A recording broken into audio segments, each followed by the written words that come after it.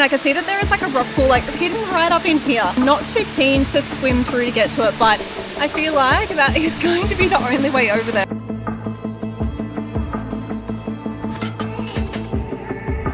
I caught a pretty decent sized mangrove jack. I'm gonna cook it tonight over the fire. All I can say was that was delicious. Well and truly exceeded my expectations.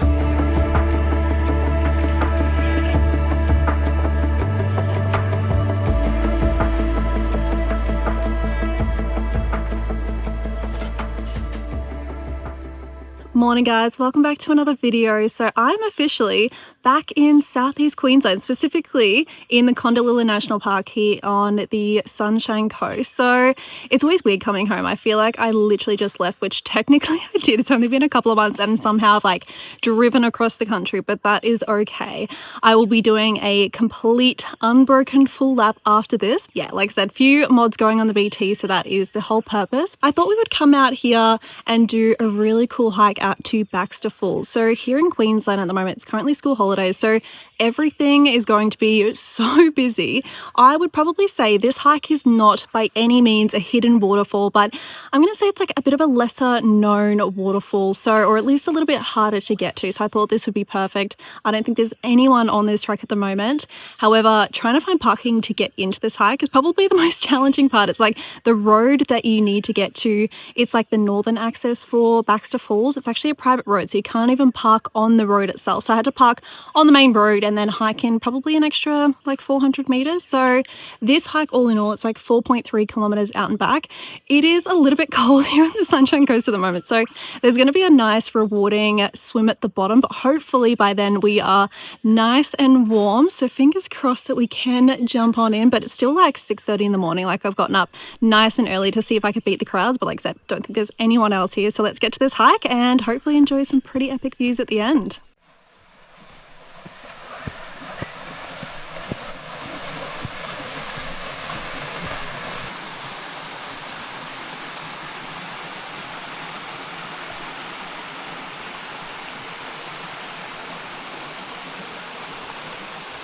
The hike so far has actually been pretty cruisy. It has been primarily downhill, which means going back up is going to be the challenge, but we have come across this stunning suspension bridge, so I might actually throw the drone up here and just enjoy a little bit of downtime, because like this is incredible.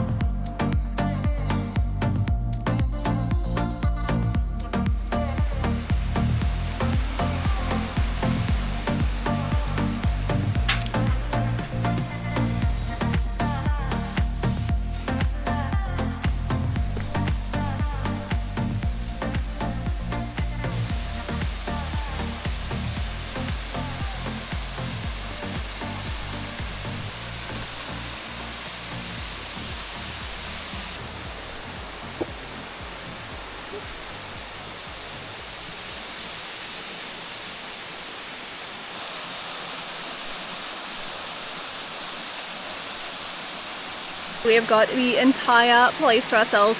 One of the benefits of not being in the northern part of Australia is we don't even have to worry about crocodiles here, so should be pretty safe to swim. It is definitely still on the colder side, although I am pretty warm after that hike down, so we'll see. I'm going to chill out here for a little bit anyway.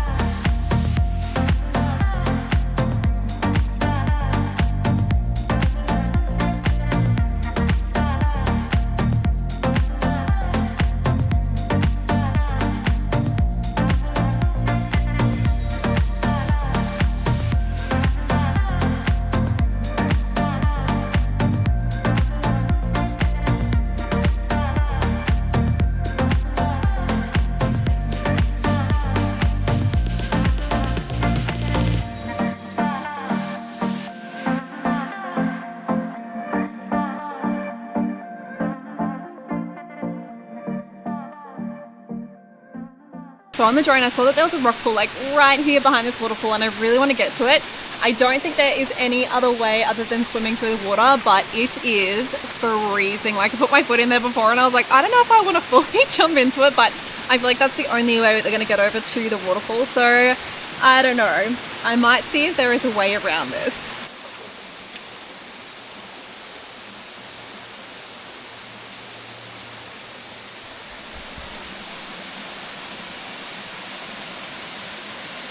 There's definitely no other way in except for going through the water. I'm just being the biggest sook in the world. I feel like I've just been so lucky to have such warm weather up until now. So look, I think we might just chill out for a little bit, see what the sun is doing, because the sun is slowly making its way over to the water, and then I'll decide a little bit later on.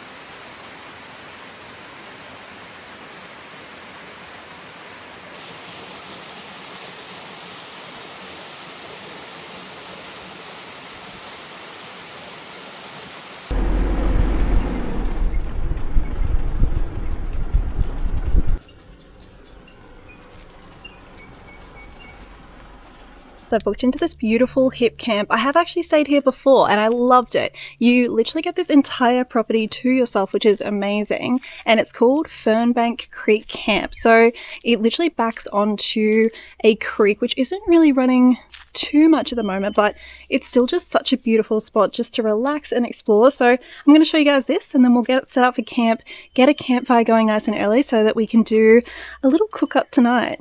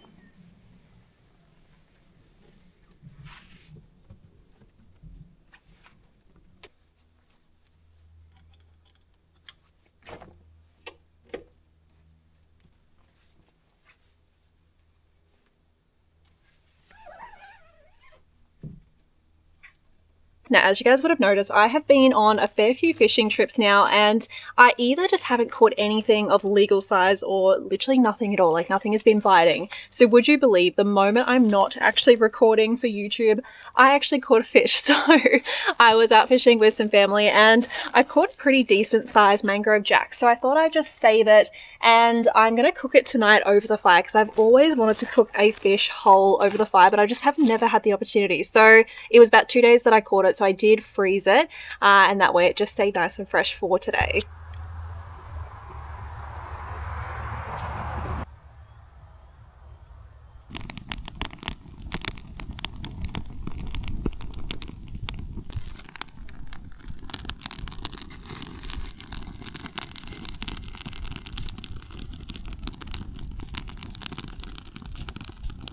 So for the fish, I've actually already gutted it. I've already descaled it, so we're just going to be cooking it whole. I am going to pop in some lemon, and I've got some parsley as well as some chili and garlic. So I might just have like a little bit of a play with it and sort of see what goes well. But I'm thinking, yeah, definitely stuff it to infuse some flavor.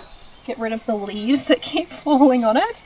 And then, yeah, we'll cook it over the fire. And I'm just going to have that with a mango salad. It's like one of my favorite things. So now that we're back in the season for mango salad, that is exactly what we're going with.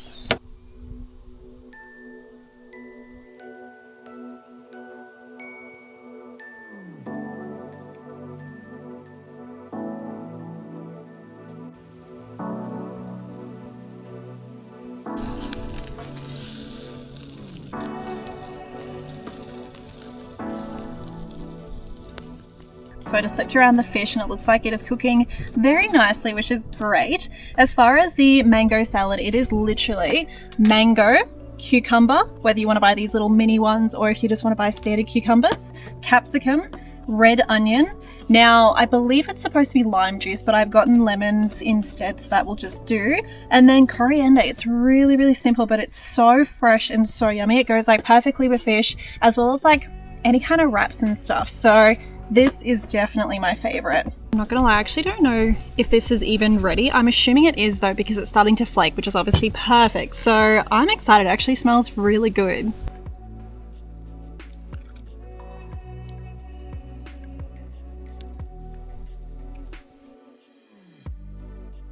All I can say was that was delicious. Well and truly exceeded my expectations, and I feel like I did pretty well for the first time cooking a fish over the fire. Now, I'm gonna have a really lazy morning tomorrow. I'm here in this spot, I'm just gonna enjoy it. Later tomorrow afternoon, I am going to go into the Glasshouse Mountains and we're gonna do a sunset hike. So make sure you stick around for that one, and I'll see you guys all then.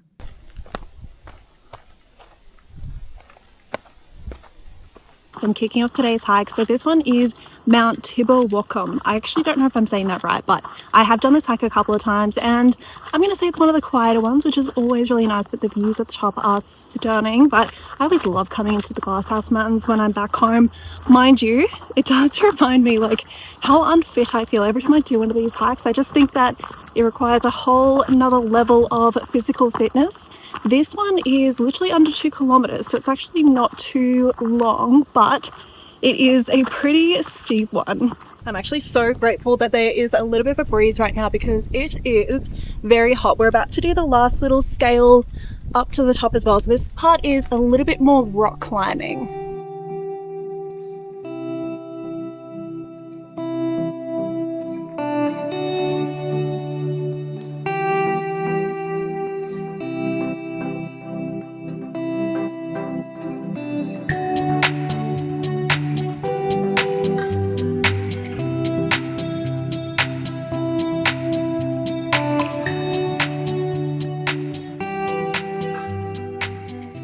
Definitely worthwhile, but I can confirm I'm still terrified of heights. I feel like getting up that section gets me every single time, but like I said, the views are well and truly worth it.